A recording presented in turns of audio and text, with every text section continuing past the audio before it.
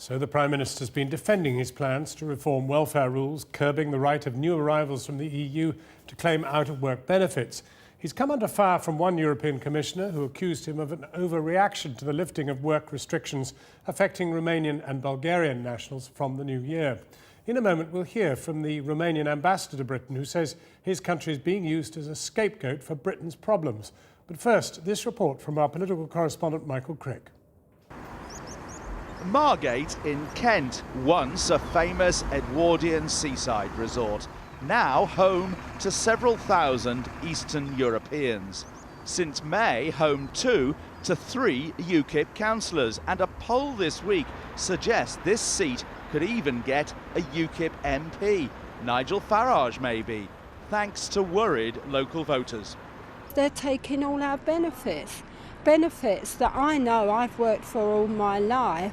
I get a pension, but they're going to come into the country and they're just going to take money because they won't have a job.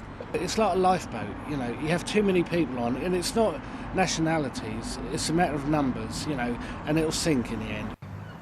With the end of transitional controls next month, thousands of Romanians and Bulgarians may soon join them. And those who want the benefit rules for such migrants tightened even include a Romanian care assistant who's been here for 6 years. It doesn't bother me if more people coming into the country unless they work. The one that just stays home and wait for the benefits to come, I don't agree with it because I never applied for any benefits. I always worked. But out of the blue last night, David Cameron suddenly addressed such concerns with a new set of curbs, stopping immigrants from claiming benefits for the first 3 months. There'll be a 6-month limit on benefit payments for immigrants unless they can show a genuine hope of work. And the government will step up deporting immigrant beggars and people who are sleeping rough. People are concerned about the scale of migration into the UK, and I share that concern. It's one thing for people to come and take up a job offer, but actually the freedom to claim benefits, that's not a freedom we should recognise. So it's right to take this action as part of a long-term plan. This is all politics, of course. There's a sense of this package being sellotaped together in a last-minute rush. Officials won't even say for sure which measures will be in place by January the 1st, and the Prime Minister's official spokesman says a lot of it is about sending out a message. So why the rush? UKIP and the prospect of thousands of Romanians and Bulgarians are one reason. But it may also have something to do with an amendment to the immigration bill currently going through Parliament, backed by almost 50 MPs, which would keep the transitional controls on Romania and Bulgaria for another 5 years. Labour say they urged the government 8 months ago to introduce such curbs. Speaker, all parties should take a responsible approach to immigration. We will not enter an arms race of rhetoric because we need instead practical measures to address people's concerns. We are glad the Prime Minister has adopted our proposals on benefit restrictions, but they should not have delayed this for 8 months so they won't be in place by January.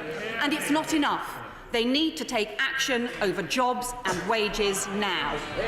13 years in government and they did nothing about these issues. The comments made today by the Shadow Home Secretary show she hasn't learnt any lessons from 2004. She's failed to come up with any solutions of her own, and she's failed to support our plan to fix the problems caused by free movement in the renegotiation. I have to say to her, on this issue as on others, she has no credibility whatsoever. But the tone of political debate on this issue once again deeply dismays the Bulgarian ambassador. Certain politicians and certain media are really very defamatory, very stereotyping, very, insulting with regard to our national pride. And will the government's package stand up under EU law anyway? You just cannot have a rule that applies to foreign nationals, European Union nationals, but doesn't apply to British nationals. But a legal bust-up with Europe may be quite welcome to some Tory ministers, helping show voters in places like Margate they're just as tough on immigration and the EU as UKIP is.